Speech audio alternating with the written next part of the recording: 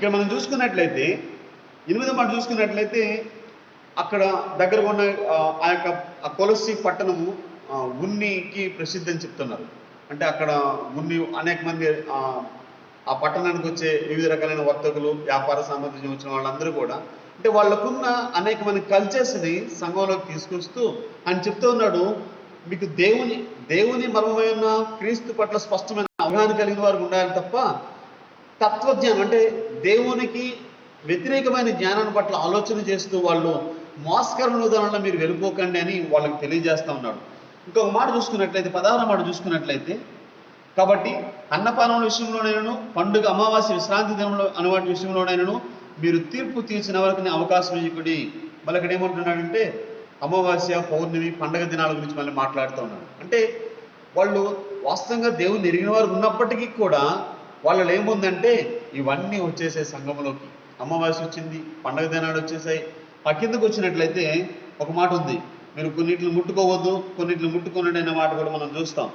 22వ మాట చూసుకున్నట్లయితే, మీరు క్రీస్తుతో కూడా లోకము యొక్క మూలపాఠం విషయమై వృద్ధి పొందిన వారైతే లోకములో బ్రతుకుచున్నట్టు మనుషులను, ఆజ్ఞలను, పద్ధతులను అనుసరించి చేత పట్టుకొనవద్దు, రుచి చూడవద్దు, ముట్టవద్దు అను విధులకు మీరు లోబడినలా. మీరు క్రీస్తుతో మృతి పొందిన వారిని ఆలోచన చేసినప్పుడు వీళ్ళు చెప్తున్న ఈ మాటలకు ఎందుకు మీరు ఆలోచన చేస్తున్నారు అని తెలియజేస్తాం. కొన్నింటిని ముట్టుకోవద్దు అంటే ఇలాంటివన్నీ ఉన్నాయి. ఇంకొకటి ప్రాముఖ్యమైనది ఒక మాట చెప్తా ఉన్నాడు అపోస్తలుడైన పౌలు వాళ్ళకి. ఆ మాట ఏంటో తెలుసా? రండి 19వ మాట చూసుకున్నట్లయితే, 19వ మాట కిందకు వచ్చేసరికి ఏముందంటే అక్కడ 19వ మాట ఒకసారి చదువుతాను, ఒకసారి చూడండి. 18, 19 కలిసి ఉన్నాయి. అతి వినయాసక్తుడై దేవతారాధన యందు ఇచ్చ కలిగి తాను చూచిన వాటిని గూర్చి గొప్పగా చెప్పుకొనుచు తన శరీర సంబంధమైన మనస్సు వలన ఊరక ఉప్పొంగుచు శిరస్సును హత్తుకొనని వాడెవడను మీ బహుమానమును అపహరింపనీయుకుడి. ఇక్కడ ఏమంటున్నాడు? శిరస్సును హత్తుకొనని. శిరస్సును హత్తుకొని వాళ్ళు ఎవరైనా మీకున్న బహుమానాన్ని ఒకవేళ వాళ్ళు అపహరిస్తున్నారేమో. మనకున్న బహుమానం ఏంటి? క్రీస్తులో మనం కలిగి ఉన్న నిరీక్షణను శిరస్సును హత్తుకొనని వ్యక్తులు. ఎవరు శిరస్సును హత్తుకొనరు? ఎవరైతే క్రీస్తు గురించి స్పష్టంగా ఎరిగిన వారుగా ఉంటారో వాళ్ళందరూ ఏంటంటే శిరస్సును హత్తుకొనని వారు. ఎవరిది శిరస్సు? శిరస్సు ఎవరు? ఈ అధ్యాయంలో రాశాడు. ఏమని రాశాడు? అపోస్తలుడైన పౌలు కొలస్సీ సంఘానికి రాస్తూ ఒక మాట ఉంది. ఆయన సంఘమునకు 18వ మాట చూసుకున్నట్లయితే, మొదటి అధ్యాయం 18వ మాట చూసుకున్నట్లయితే, సంఘమును శరీరమునకు ఆయనే శిరస్సు. అంటే శిరస్సును హత్తుకొనిన వాడెవడును అంటే సంఘం అనే ఒక విధానంలో లేని వ్యక్తులు, అంటే సంఘం యొక్క నియమ నిబంధనలు, సంఘమునున్న దేవుని యొక్క వ్యక్తిత్వము, దేవుని యొక్క గుణాతిశయాలు, దేవుడు ఏమై ఉన్నాడో ఎరగని వ్యక్తులు ఒకవేళ నీ బహుమానాన్ని అపహరిస్తున్నారేమో, దయచేసి ఆలోచన చేయని వాళ్ళకి తెలియజేస్తున్నాడు. తెలియజేస్తూ చక్కగా అంటున్నాడు, శిరస్సును హత్తుకొనిన వాడెవడును. అంటే క్రైస్తవుల గురించి, దేవుని మర్మమైన క్రీస్తు గురించి సరైన స్పష్టమైన విధానం తెలియని వాళ్ళ దగ్గర నువ్వు ఒకవేళ వాళ్ళ చేతికి నీ తలను అప్పగిస్తున్నావేమో. అందుకని ఆయన అంటున్నాడు, సంఘమను శరీరమునకు ఆయనే శిరస్సు. ఎవరు అయినా సంఘమైన శరీరమునకు శిరస్సు అంటే యేసుక్రీస్తు వారి గురించి మాట్లాడుతూ ఉన్నాడు అపోస్తలుడైన పౌలు. సంఘము అను శరీరమునకు ఆయనే శిరస్సు. ఆయన అన్నిటిలోనూ ప్రాముఖ్యత కలిగిన నిమిత్తము ఆయన ఆది అయ్యుండి మృతుల నుండి లేచుటలో ఆది సంభూతుడాయను. ఎందుకు ఆయన సంఘమునకు శిరస్సు అయ్యాడంటే ఆయన చేసిన కార్యాలను మనం ఎరిగిన వారిగా ఉన్నాం. అపోస్తలుడైన పౌలు అనేకమైన పత్రికలు రాస్తూ వచ్చేవాడు అన్నిటి కొరకు.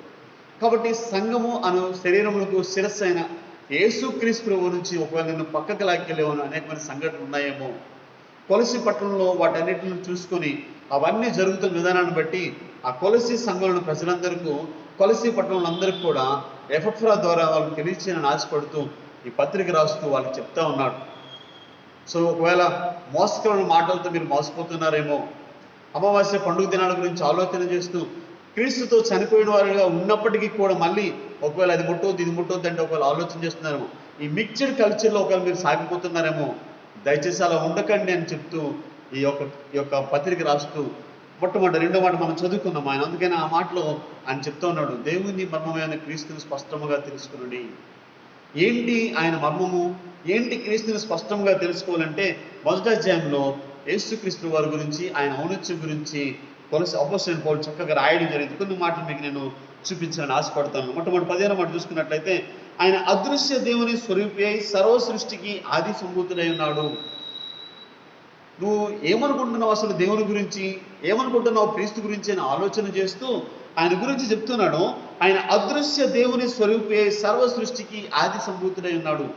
అదృశ్యమైన దేవునికి స్వరూపమై అంటే అదృశ్యమైన దేవుడు అంటే ఈ భూమి మీద మనకు అందరూ చాలాసార్లు మన బైబిల్ అందులో చదువుకున్నాం అనేకమైన మాటలు. దేవుళ్ళను చూసి నరుడెవడు లేడైన మాట మనం చదువుతా ఉన్నాం.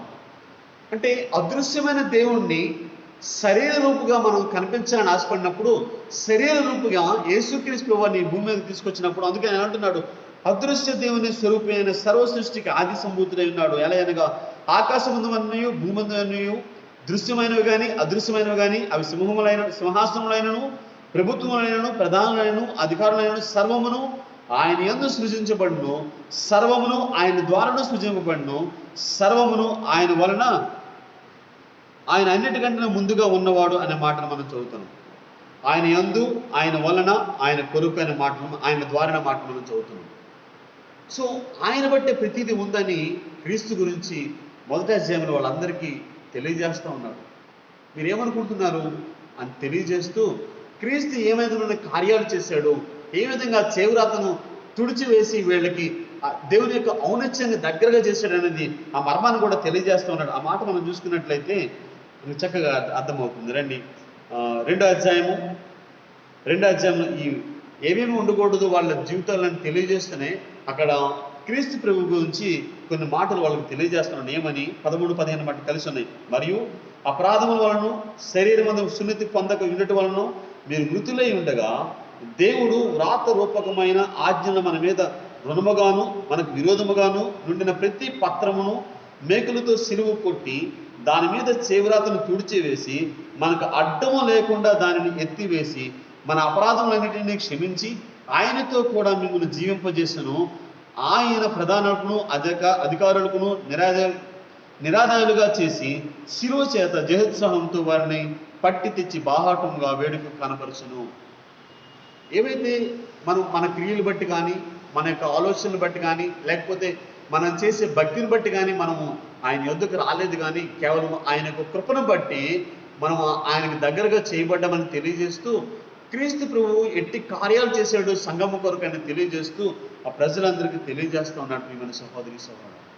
ఈరోజు నీ నా జీవితంలో ఏ విధంగా సాగిపోతున్నా మీ లోకంలో జీవించినప్పుడు పర్వాలేదులే, కొన్ని అలా చేయొచ్చు, కొన్ని అలా చేయొచ్చు అని అనుకుంటా ఉన్నామా?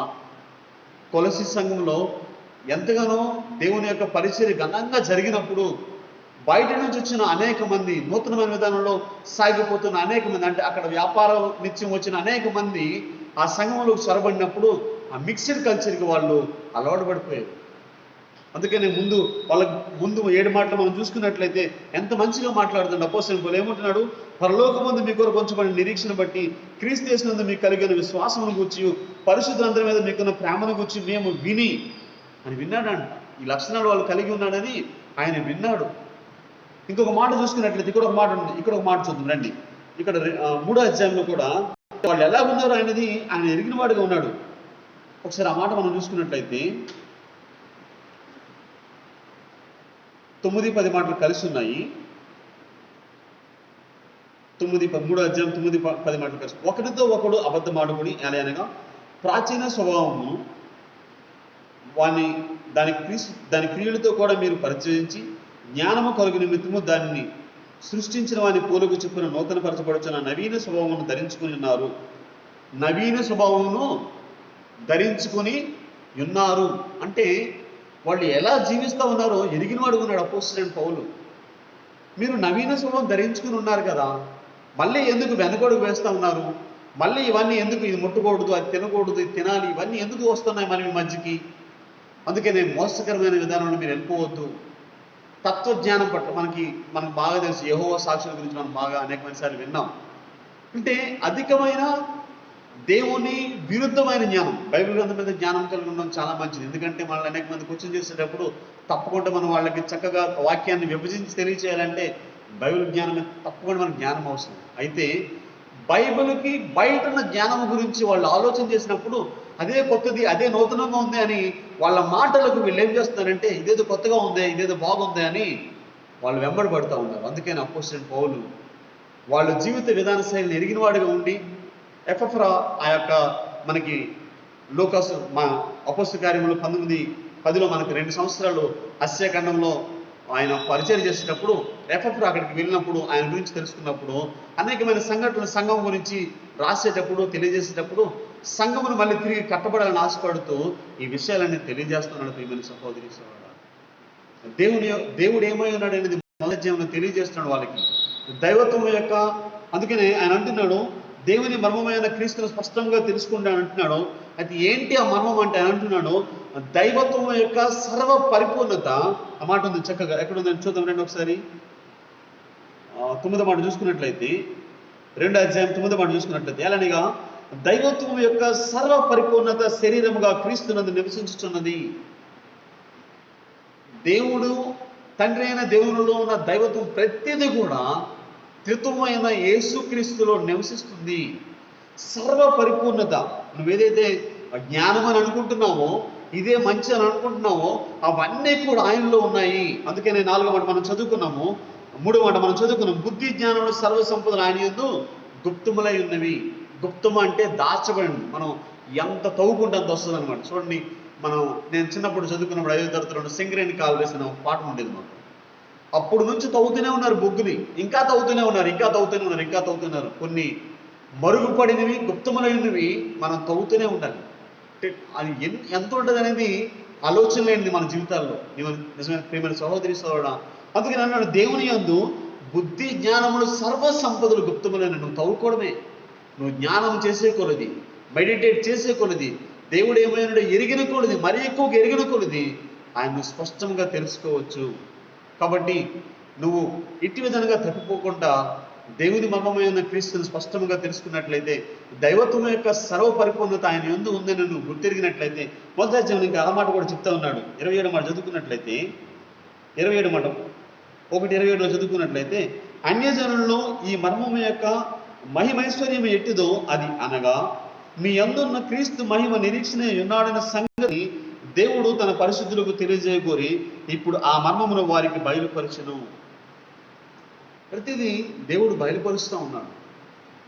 బయలుపరుస్తున్నప్పుడు ఎందుకు మీరు దేవుడిని స్పష్టంగా క్రీస్తు ప్రభువుని స్పష్టంగా తెలుసుకుని కూడా మళ్ళీ ఎందుకు వెనక్కి వెళ్ళిపోతూ ఉన్నారని వాళ్ళకి ఆ మాటలు రాస్తున్నాడు. ప్రియమైన సహోదరి సహోదరుడు, కాబట్టి దేవుని యొక్క ఔన్నత్యం ఏంటో మనం విన్నాం. ఆ చెవిరాతను, ఆ మేకులు కుట్టిన దాన్ని, ఆ చెవిరాతను తుడిచివేసినట్టు మనం చూస్తూ ఉన్నాం. అదేవిధంగా దేవుని యొక్క దైవత్వం యొక్క సర్వ పరిపూర్ణత క్రీస్తునందు నివసిస్తుందని మనం ఎరిగిన వారు ఉన్నాము. మరి ఇంకో మాట చదువుకున్నట్లయితే బుద్ధి జ్ఞానములు సర్వ సంపదలు ఆయన యొద్ద గుప్తములైన చదువుతాం. అంటే జ్ఞానం అనేది ఆయన యొద్ద ఉంది. ఎవరో ఏదో చెప్తున్నారు కదా అటువైపు మీరు పరిగెట్టొద్దు అని చెప్తూ ఈ 4 సంఘటనలు బట్టి ప్రాముఖ్యంగా ఈ మాట చెప్తున్నాడు, శిరస్సును హత్తుకొనని వాడెవడునో మీ బహుమానమును అపహరింపనీయకుడి. ఎవరు శిరస్సును హత్తుకున్న వాళ్ళంటే మీ మన సహోదరి నేటి దినాన్న ఉదాహరణకు నా కుటుంబంలో నేను జీవించినట్లయితే నా అన్నదమ్ములు ఎవరు దేవుని నమ్ముకోలేదు. నేను అక్కడికి వెళ్ళేటప్పుడు వాళ్ళు చేస్తున్న కార్యక్రమంలో నేను ఒకవేళ పాల్గొని పొందినట్లయితే శిరస్సును హత్తుకొని వాళ్ళ దగ్గర దేవుడు నాకు ఇచ్చే బహుమానం నేనేం చేస్తున్నాను, పోగొట్టుకుంటున్నాను. అంటే నేనే కార్యం చేయాలో అదే చేయాలి. పర్వాలేదని అనే ఏం కాదు, అంటే రక్త సంబంధమైన నా అన్నదమ్ములను బట్టి పర్వాలేదని నేను కూడా వాళ్ళతో పాటు కలిసిపోయి వాళ్ళు చేసే వాటికి నేను తలొగ్గి ముందుకు నడిచినట్లయితే, అందులో నా హస్తం వేసినట్లయితే, ఆ పనికి నేను ఓకే చేసినట్లయితే, అంటే అది దేవునికి ఇష్టమైన పనికి నేను చెప్పినట్లయితే నా బహుమానం, దేవుడిచ్చే ఆ గొప్ప బహుమానాన్ని నేనేం చేస్తున్నానంటే శిరస్సు వంచని వాళ్ళ దగ్గరికి తీసుకెళ్ళి పెడతా ఉన్నాను. అందుకని అంటున్నాడు ఆ బహుమానం అపహరింపబడుతుందంట. అంటే ఎప్పుడు అపహరింపబడుతుంది? అపహరింపబడడం అంటే అర్థం ఏంటి? ఏదైతే నీ దగ్గర ఉందో అది పోగొట్టుకోవడం, అంటే అది దొంగిలించబడ్డం, దాన్ని అపహరింపబడడం అంటారు. అంతే కదా. ఉదాహరణకు నా దగ్గర వాచ్ ఉందండి, మా ఇంట్లో ఉంది, నెక్స్ట్ డే మార్నింగ్ వెళ్ళి చూస్తే వాచ్ లేదు. ఏమైంది? అది ఇది దొంగిలించబడింది, అంటే అపహరింపబడింది అంటాం. అంటే ఆ బహుమానం దేవుడు ఆల్రెడీ నీకు ఇచ్చేశాడు. గత ఆదివారం తమ్ముడు చెప్తూ మన కొరకు దేవుడు అంట తండ్రి దగ్గర ముందుగానే ఒక దాచిపెట్టి ఉంచాడంట. అది మనకు తెలుస్తుంది అంటే, ఎప్పుడైతే తండ్రి యొక్క సహవాసంలో అడుగు పెడతామో అప్పుడు దాన్ని తీసి మనకున్న లోపాలన్నింటినీ తీసివేసి సరైన విధానంలో దేవుడితో సహవాసం ఉండడానికి దేవుడు ఇష్టపడుతూ ఉన్నాడు. మరి అలాంటి బహుమానం దేవుడు నీకు ముందుగానే ఇచ్చేశాడు. కానీ నువ్వేం చేస్తున్నావు అంటే, శిరస్సును హత్తుకొని వాళ్ళ దగ్గరికి వెళ్ళి నీ బహుమానాన్ని అప్పగించుకునేలా, నీ బహుమానాన్ని అపహరించుకునేలా నువ్వు వాళ్ళతో కలిసి పనిచేస్తూ ఉన్నావు. కాబట్టి అలా ఎప్పటికీ చేయొద్దని వాళ్ళకి తెలియజేస్తూ ఉన్నాడు. ప్రియమైన సహోదరి సోదరుడు, ఈరోజు క్రైస్తవ జీవితంలో గడ్డు కాలంలో ఉన్నాం మనం అంతా. వాస్తవం ఇంచుమించు 6 నెలలు ఎటువంటి సహవాసం లేనిదిగా ఉంది. అనేకమైన పరిస్థితులు గుండా ఉన్నాం. అయితే సహవాసం లేనప్పుడు మనల్ని సాతాను లేకపోతే వ్యక్తిగత విషయాలు అనేకమైనవి మనల్ని పట్టుకొని బయటికి నడిపించేవి ఉంది. ఎట్టి పరిస్థితుల్లో దైవికమైన క్రమంలో ఎదుగుతున్న నీవు, పెరుగుతున్న నేను ఎట్టి పరిస్థితుల్లో అలా వెళ్ళిపోవడానికి అవకాశమే లేదు. అలా చేయకూడదు మనం. అందుకని ఈ మాటలన్నీ తెలియజేస్తూ వాళ్ళకి కొన్ని విషయాలు చెప్తా ఉన్నాడు. 3వ అధ్యాయంలో చివరిగా చూద్దాం రండి. 3వ అధ్యాయంలో కొన్ని మాటలు చెప్తా ఉన్నాడు. మనకి 3వ అధ్యాయం నుంచి 12 మాటలు కనిపిస్తాయి, క్రియారూపకమైనవి. ఏంటంటే, మొట్టమొదటి మాట చూసుకున్నట్లయితే వెదుకుడి అనే మాట మనకు కనిపిస్తుంది. 5వ మాట చూసుకున్నట్లయితే చంపివేయడి అనే మాట కనిపిస్తుంది. మరి ఆ కిందకు వచ్చేసరికి 8వ మాట చూసుకున్నట్లయితే విసర్జించడి అనే మాట కనిపిస్తుంది. అలా కిందకు వచ్చేసరికి 12-15లో ధరించుకునుండి అని చెప్తున్నాడు. 14వ మాట క్షమించుని అంటున్నాడు. 15వ మాట ఏలచుండనీయడని చెప్తున్నాడు. 15వ మాట ఇంకో మాట కృతజ్ఞులై ఉండుడని చెప్తున్నాడు. 16వ మాట నివసింపునీయడని చెప్తున్నాడు. 17వ మాట ఆయన పేరిట చేయడని చెప్తాను. ఇవన్నీ మనం చేయవలసిన క్రియలు. అయితే ఈ 12లో 2 వేరియేషన్స్ మళ్ళీ పెట్టాడు అపోస్తలుడైన పౌలు. ఏంటి ఆ వేరియేషన్స్? రెండేమో negative things. ఏంటి ఆ నెగిటివ్ థింగ్స్? మొట్టమొదటి మనం చూసుకున్నట్లయితే 3:5 ఒకసారి మనం చదువుదాం. ఒకసారి 3:5 అంటే అప్పుడున్న కాలమాన పరిస్థితులు బట్టి, కొలసి సంఘంలో ఉన్న వాటిని బట్టి ఆయన వాళ్ళకి వివరిస్తూ ఉన్నాడు. ఈరోజు మన జీవితాల్లో ఉన్నాయనే నా ఉద్దేశం కాదు, కానీ ఒకవేళ ఇలాంటి వారిగా మనం లేము. ఒకవేళ ఇలాంటి ఏమైనా ఆలోచనలు మన జీవితంలో ఉన్నట్లయితే ఎంత మాత్రం అలాంటి ఆలోచన మన జీవితంలో ఉండకూడదు. కారణం ఏంటంటే, మనము దేవుని మర్మమైన క్రీస్తుని స్పష్టంగా ఎరిగిన వారిగా ఉన్నాం. కాబట్టి ఆయన చెప్తున్నాడు 5వ మాట మనం చూసుకున్నట్లయితే, కావున భూమి మీదనున్న మీ అవయములను అనగా జారత్వమును, అపవిత్రతను, కామతురాతను, దురాశను, విగ్రహారాధనను, ధనాపేక్షలను చంపివేయడి. ఒకటోది నెగిటివ్ థింగ్స్లో మొట్టమొదటిది వీటిని మనం చంపేయాలండి. కిల్ హిట్ అంటున్నాడు. ఇంగ్లీష్ బైబిల్లో కిల్ హిట్ అని రాయబడింది. ఓకేనా? ఇంకోటి ఉంది. మళ్ళీ ఇంకో మాట చూద్దాం. 8వ మాట చూసుకున్నట్లయితే విసర్జించని అనే మాట చెప్తా ఉన్నాడు. ఏమని? ఇప్పుడైతే మీరు కోపము, ఆగ్రహము, దుష్టత్వము, దూషణ, మీ నోట బూతులు వీటన్నిటిని విసర్జించి, ఆయా పరిస్థితులు అంటే ఒక్కొక్క పరిస్థితులు సందర్భాన్ని బట్టి ఒక్కోసారి మనకు వస్తాయి. అయితే వాటిని బట్టి ఏమంటున్నాడంటే వీటిని విసర్జించడం అంటున్నాడు. మిగతావన్నీ కూడా పాజిటివ్ థింగ్స్. దేవుడు ఎంత గొప్పవాడంటే అన్ని పాజిటివ్ థింగ్స్ ఇవన్నీ మీరు కలిగి ఉండండి అని చెప్తూ ఒక్క మాట మాత్రం మీకు చెప్పాలని ఆశపడతా ఉన్నాను. అది ధరించుకోవాల్సింది ఏంటి అనేది ఒకసారి చూద్దాం రండి. 12-15 మాట చూసుకున్నట్లయితే ఇవి మన జీవితంలో ధరించుకొని ఈ భూమి మీద మనం సాగిపోయినట్లయితే, ప్రియమైన సహోదరి సహోదరుడా, నువ్వు అందమైన చొక్కా ధరించుకొని బయటకు వెళ్ళేటప్పుడు నేను చూసినప్పుడు అనేక మంది ఎట్టి రీతిగా అయితే సంతోషిస్తారో, చాలా బాగుందిరా అని ఎట్టి రీతిగా అయితే నీ గురించి వాళ్ళు ఆలోచన చేస్తారో, ఇవి మనం ధరించుకుంటే మన జీవితంలో నిన్ను ఎరిగిన వాళ్ళు అనేక మంది, ఒకవేళ నీ స్నేహితులైతే లేదా నీ బంధుమిత్రులైతే, వాళ్ళు కూడా నువ్వు ఎరిగిన దేవుణ్ణి ఎరగడానికి అవకాశం ఉంటుంది. ఆ మాటలైతే ఒకసారి చదివి నేను ముగిస్తాను రండి. 3వ అధ్యాయం 12-15 మాట చదువుదాం. కాగా దేవుని చేత ఏర్పరచబడిన వారిను, పరిశుద్ధులను, పిలువలైన వారికి తగినట్టు, అంటే నువ్వు దేవుని మర్మమైన క్రీస్తుని స్పష్టంగా ఎరిగి ఉన్నట్లయితే నువ్వేం చేయబడతావు? అప్పుడు పరిశుద్ధులుగా, ప్రియులైన వారికి తగినట్లు. ఎలాగా? మీరు జాలిగల మనస్సును, దయాలత్వమును, వినయమును, సాత్వికమును, దీర్ఘశాంతమును ధరించుకునండి. ఇంకో మాట కిందకు వచ్చేసరికి 15వ మాట చూసుకున్నట్లయితే క్రీస్తు కిందకు వీటన్నిటిపైన పరిపూర్ణతకు అనుబంధమైన ప్రేమను ధరించుకునండి. ఈ పైన ఉన్న లక్షణాలన్నీ చెప్తూనే వీటన్నిటికీ అనుబంధమైనది ప్రేమను ధరించుకునండి అని చెప్తా ఉన్నాడు. నిజమే, ప్రేమ గురించి మనకి కొరింథీ రాసిన పత్రికలో అనేకమైన మాటలు ఉన్నాయి. ఒక్క ప్రేమను కలిగి ఉంటే అనేకమైన పరిస్థితులు అన్నీ కూడా సమాధానకరంలోకి వెళ్ళిపోతాయి, క్షమాపణలోకి వెళ్ళిపోతాయి కదా. కాబట్టి మనం ప్రేమ కలిగి ఉందాం. అదేవిధంగా ఆయన అంటున్నాడు, దేవుని చేత ఏర్పరచబడిన వారిని, పరిశుద్ధులను, ప్రియులైన వారికి తగినట్లు జాలిగల మనసు, దయాలత్వమును, దీనత్వమును, వినయమును, సాత్వికమును, దీర్ఘశాంతమును ధరించుకొని ఈ భూమి మీద మనం సాగిపోయినట్లయితే, ప్రియమైన సహోదరి సహోదరుడా, క్రీస్తే సర్వమును అందరిలో ఉన్నవాడని మనం గుర్తెరిగి ముందుకు వెళ్ళినట్లయితే తప్పకుండా దేవుడు మన పట్ల కార్యాలు చేస్తాడు. మన గోల్ ఏంటంటే దేవునితో ఒక రోజు ఆయనతో సహపౌరులు ఉండాలని ఆశపడుతూ ఉన్నాం. ఆ గోల్ మనం రీచ్ అవ్వాలంటే మనం ప్రయత్నం చేస్తూనే ఉండాలి. అందుకనే ఒక మాట ఉంది, క్రీస్తు సారూప్యంలోనికి మనం మారుతూనే ఉండాలి.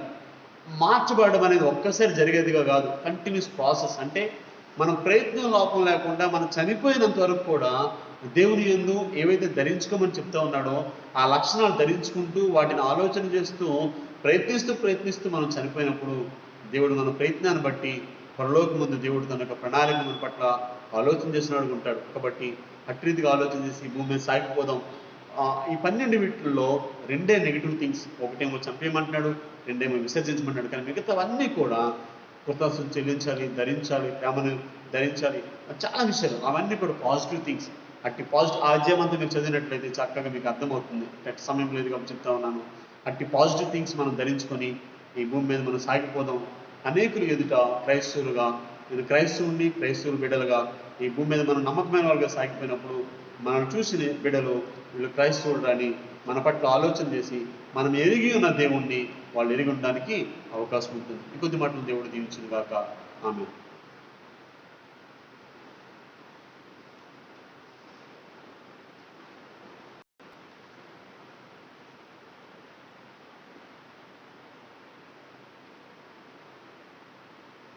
ప్రియమైన వల్ల దేవుని వాక్యాన్ని విన్నాం.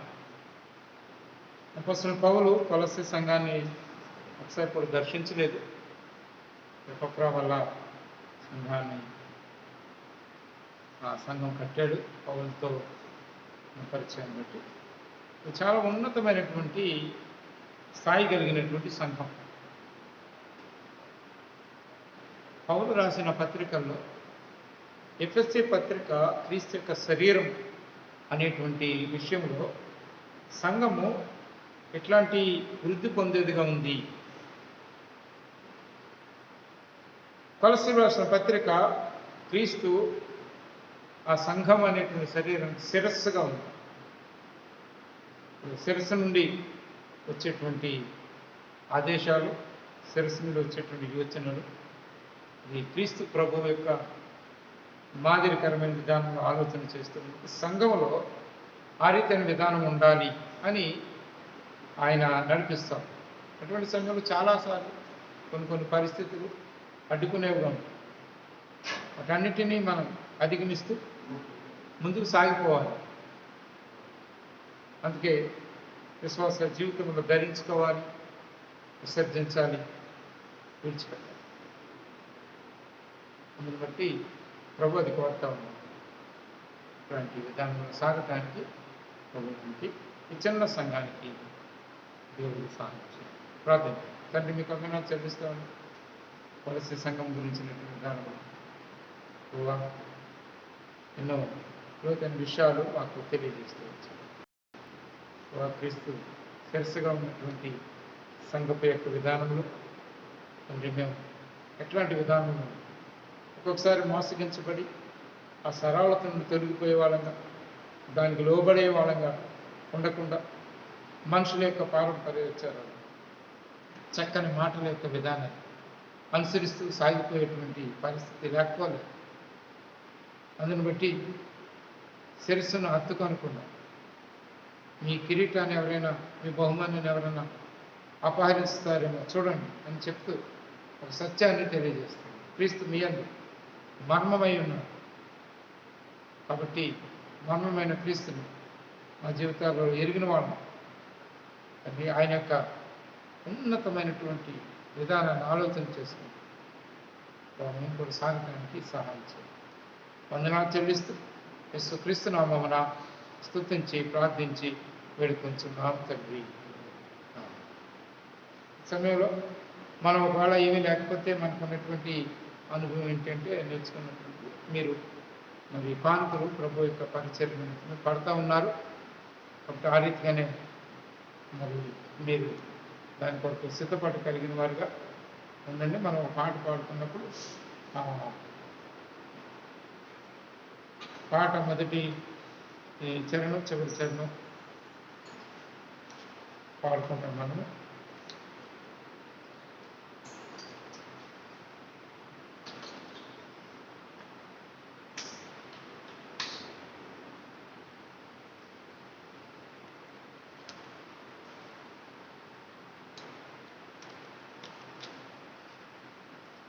641 పాట 541 మేల్కొనుమా మేల్కొనుమా. 641 541 పాత పుస్తకాలు. మొదటి చరణం ఆఖరి చరణం.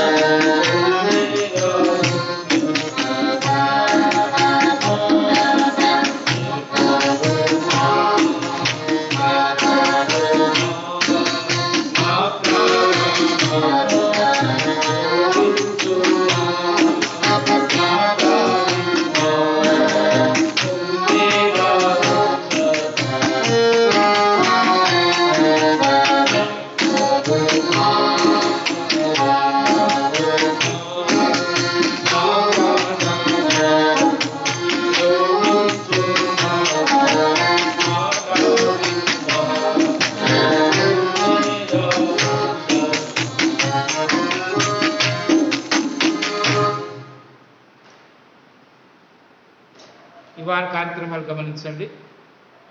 రేపు సాయంత్రం సహోదరులుగా పరిచయం చేస్తున్నటువంటి సహోదరులు వచ్చి పరిచయం కొరకు ప్రార్థన చేసి పరిచయం పంచుకుంటారు. రేపు సాయంత్రం 7 గంటలకు.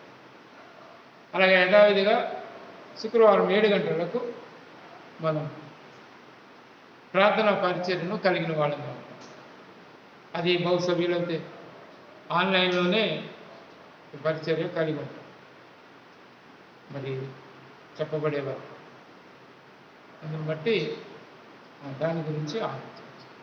మళ్ళీ ప్రభు దిన పరిచర్య మనం వర్షాలు అవి లేకుండా అవి నీళ్లు తగ్గిన విధానం ఉంటే 9 గంటలకు యథావిధిగా పరిచర్యను మనం కలిగిన వాళ్ళం జ్ఞాపకం చేసుకుంటే పరిచర్య కొరకు ప్రార్థన చేయండి. బయట కూడా చాలా అననుకూలమైన పరిస్థితులు ఉన్నాయి. మీరు ఆలోచన చేయండి. బయటకు వెళ్ళి వచ్చే సమయంలో మాస్క్ అది పెట్టుకోండి, శానిటైజర్స్ రాసుకోండి, మిమ్మల్ని మీరు భద్రపరచుకోండి, జాగ్రత్తలో వహించండి. ప్రార్థన చేసి తండ్రి మీకు వందనాలు చెల్లిస్తా ఉన్నాం. ప్రభా మాలో మర్మమైనటువంటి క్రీస్తుని ఎరిగేటువంటి విధానం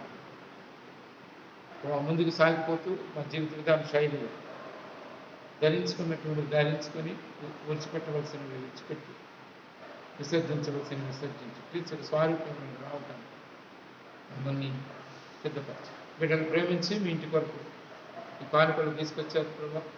రాబోయే కాల పరిచయం కొరకు వాడబడటానికి కృప. రేపు సహోదరులుగా చేరి ప్రార్థించేసి పరిచయం కొరకు, శుక్రవారం ప్రార్థన పరిచర్య కొరకు, ప్రభుదిన పరిచర్య కొరకు ప్రార్థన చేస్తాం. తులసీయం సంఘంలో ఉన్న ప్రతి కుటుంబాన్ని జ్ఞాపకం చేసుకోండి ప్రభా. ఇవాళ రాంబాబు గారి కొరకు ప్రార్థిస్తామన్నాం. పేట్లపాలెం తండ్రి పెద్దపూడి దాసుని జ్ఞాపకం చేసుకోండి. ఉన్నటువంటి ప్రతి బలహీనతలను కృపనివ్వండి. ప్రభు దివ్య కొరకు, బాబు కొరకు ప్రార్థిస్తాం. సమయంలో ప్రభావ ప్రార్థన చేస్తామన్నాం. మీ దాసుడు స్టీవెన్ అన్న కొరకు ప్రార్థిస్తాం. మెండని మీ కృప మీ దాసునికి అనుగ్రహించి మరి గ్రామ సచివాలయ ఉద్యోగం కొరకు ప్రయత్నం చేస్తున్నారని విన్నాం. మీ దాసునికి మీ చిత్తమవుతే కార్యాన్ని జరిగించింది. ప్రభావ మరి చిన్నభుజ కొరకు ప్రార్థిస్తామన్నాం. ఎక్కాలంలో కొంత బలహీనత కలిగినప్పటికీ మీరు ఇచ్చిన నెమ్మది కొరకే వందనాలు. ప్రభావ మరి ఝాన్సీ కొరకు, సురేఖ కొరకు ప్రార్థిస్తామన్నాం. ఝాన్సీ భవిష్యత్తు కొరకు ప్రార్థన చేస్తాం. నారాయణరావు గారి కొరకు, నాన్నగారి కొరకు ప్రార్థిస్తాం. మరి చిన్న పెద్ద బుజ్జక్క గారి కొరకు ప్రార్థిస్తున్నాం. వెంకటరావు గారిని కూడా జ్ఞాపకం చేసుకుని గత కాలంలో బలహీనపరచబడ్డారు. సుధీర్ కొరకు, భవిష్యత్తు కొరకు ప్రార్థన చేస్తాం. అదే రీతిగా ప్రభా మౌనిక కొరకు, ఆదిత్య కొరకు, ప్రేమ్ కొరకు ప్రార్థిస్తాం. అదే రీతిగా ప్రభావ దేవి కొరకు శ్రీనివాస గారిని సంపన్నగా ముట్టండి. అమలమ్మ గారి కొరకు, అభి నాని కొరకు ప్రార్థన చేస్తాం. ఈ సమయంలో ప్రభావ నిదాసు రమేష్ రెడ్డి గారి కొరకు ప్రార్థిస్తామని, ముఖ్యంగా ఆయన యొక్క ఉద్యోగ బాధ్యతల్లో కృపనివ్వండి. ఈ నెలాఖరుతో ఆయన యొక్క అగ్రిమెంట్ పూర్తవుతామన్న విధానంలో మరి యొక్క దానిని పొడిగించడానికి మరి తరుణం కొరకు ఆయన అప్లై చేస్తూ ఉన్నారు. దాసుని పట్ల మీ కార్యాన్ని చేయండి. జయశ్రీరక్క గారి కొరకు ప్రార్థిస్తాము. కుమార్తె అల్లుని కొరకు, మనవని కొరకు, అదే కొడుకు కోడలు మనవరాల కొరకు ప్రార్థన చేస్తాం. మరియమ్మ గారి కొరకు ప్రార్థిస్తామన్నా. అదే రీతిగా తండ్రి సహోదరుని కొరకు ప్రార్థిస్తామన్నా. గత వారం వచ్చారు. మరి ఈ ప్రదేశంలో ఒక సహోదరు వచ్చారు, కుటుంబం కొన్ని ప్రార్థన చేశారు. అవాళ ఆ కుటుంబం కొరకు మేము ప్రార్థన చేస్తాం. సమల ప్రభా శాంతకుమార్ జ్ఞాపకం చేసుకోండి. ఉన్నటువంటి కిడ్నీలలో రాయను ప్రభావ మరి తొలగింపమని, షారోన్ కొరకు, అదే రీతిగా తండ్రి కొరకు ప్రార్థన చేస్తాం. మేము జబేదాని కొరకు ప్రార్థిస్తామని మీకు అవసరం. ప్రభావ మరి ఉద్యోగ విధానంలో ఒత్తిడి ప్రభావ మీకు అవసరం జ్ఞాపకం చేస్తాం. నవీన కొరకు, ప్రిస్కి కొరకు, పరిమళ కొరకు ప్రార్థిస్తామన్నా. సమయంలో ప్రభావ తల్లిగారి కొరకు ప్రార్థిస్తున్నాం. తమ్ముళ్ళ కొరకు, అదే రీతిగా అలివేరి కొరకు ప్రార్థిస్తామన్నాం. లక్ష్మణ్ కొరకు, ప్రభు విజయ్ కొరకు, అదే రీతిగా పాప కొరకు ప్రార్థిస్తాం. విజయ్ మరి 10th క్లాస్ ఎగ్జామ్స్ రాస్తా ఉన్నాడు. బిడ్డను జ్ఞాపకం చేస్తాం. దాని కొరకు ప్రార్థిస్తూ ఉన్నాం. గర్జనలు బలహీనపరచబడ్డాడు.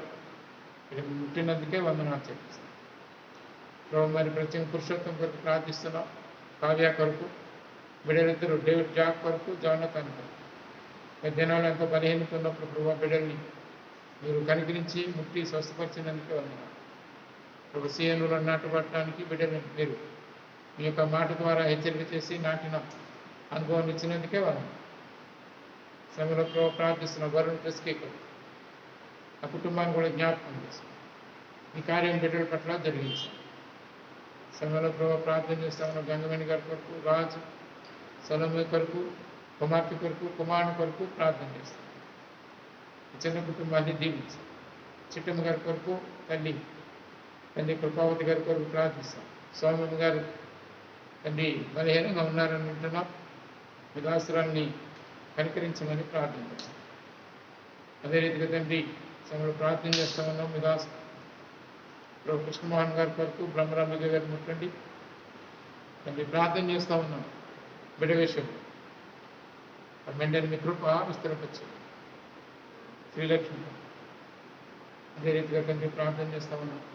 ఆంధ్ర కొరకు ప్రార్థిస్తున్న జ్యోతిని జ్ఞాపకం చేసుకోండి ప్రభా. శరత్ తబ్బీకులు వాళ్ళు ఎక్కడ సెటిల్ అవ్వాలో మార్గాన్ని సవరించండి ప్రభా. మరి లియో కొరకు జస్టిన్ కొరకు ప్రార్థిస్తాం. రూపస్ హైదరాబాద్లో ఉన్నాడు, బిడ్డ జ్ఞాపకం చేసుకోండి. భవిష్యత్తు కొరకు ప్రార్థన చేస్తాం. సన్నీ కొరకు అదే రీతిగా మనోహర్ కొరకు కూడా ప్రార్థిస్తాం. శ్రమల ప్రతి చంటన కొరకు ప్రార్థిస్తామన్నా. విదాసులకు ఉద్యోగ బాధ్యతలు కృపనవండి, బయటికి వెళ్ళి వస్తూ ఉన్నారు. మీ భద్రత శ్యామలకు కొరకు ప్రార్థిస్తాం.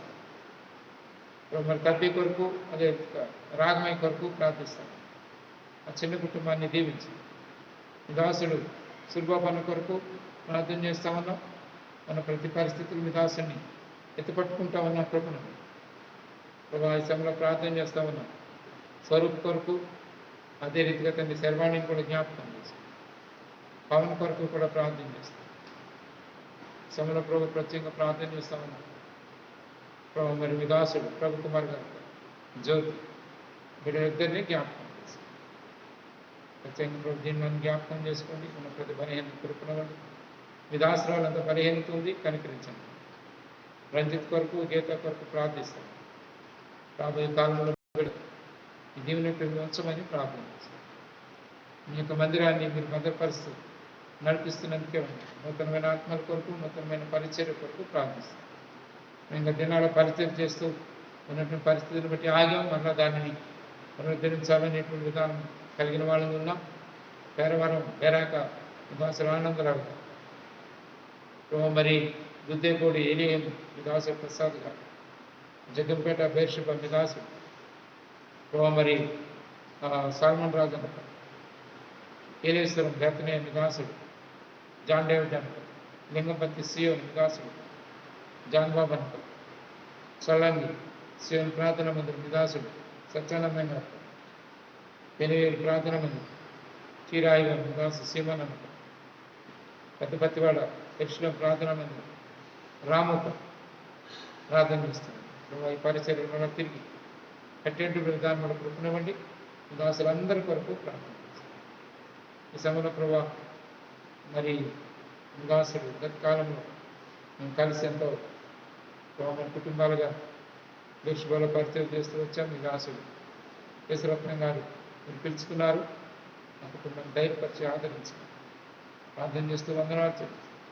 మహిమ గంట ప్రభావం మీకే ఆరోపిస్తూ మా ప్రభు మా రక్షకుడు యేసుక్రీస్తు నామమున స్తుతించి ప్రార్థించి వేడుకొంచున్నాం తండ్రి. తొట్టెలకుండా మన కాపాటకు తన మహిమేతులు నిర్దోషులుగా నిలువబెట్టి శక్తిగల అద్వితీయ రక్షకుడైన మన దేవునికి ప్రభు యేసుక్రీస్తు వారి మూలంగా మహిమ మహాత్యం ఆధిపత్యము అధికారం యుగములకు పూర్వము ఇప్పుడు సర్వయుగములు కలుగును గాక.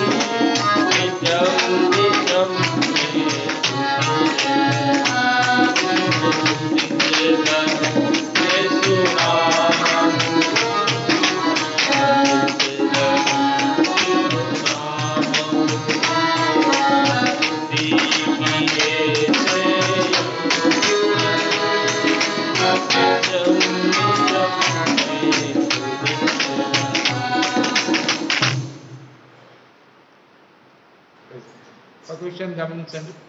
ప్రియ సోదరులు రమేష్ రెడ్డి గారు ఆయన రిటైర్ అయిన తర్వాత మళ్ళా గవర్నమెంట్ వారు ఆయన సర్వీస్ కావాలని తీసుకున్నారు. అంటే ప్రతి 6 నెలలకి ఒకసారి అది రెన్యూవల్ జరగాలి. ఈ నెలాఖరుతోటి అది పూర్తవుతుంది. సహోదరులు ప్రార్థించమని కోరారు. మీ వ్యక్తిగత కుటుంబ ప్రార్థనలో సహోదరుని కొరకు ప్రార్థించండి. మళ్ళీ దాన్ని ఎక్స్టెన్షన్ చేసి ఆ ఉద్యోగం మళ్ళీ ఆయన చేర్చుకుంటున్నారు. ప్రార్థన.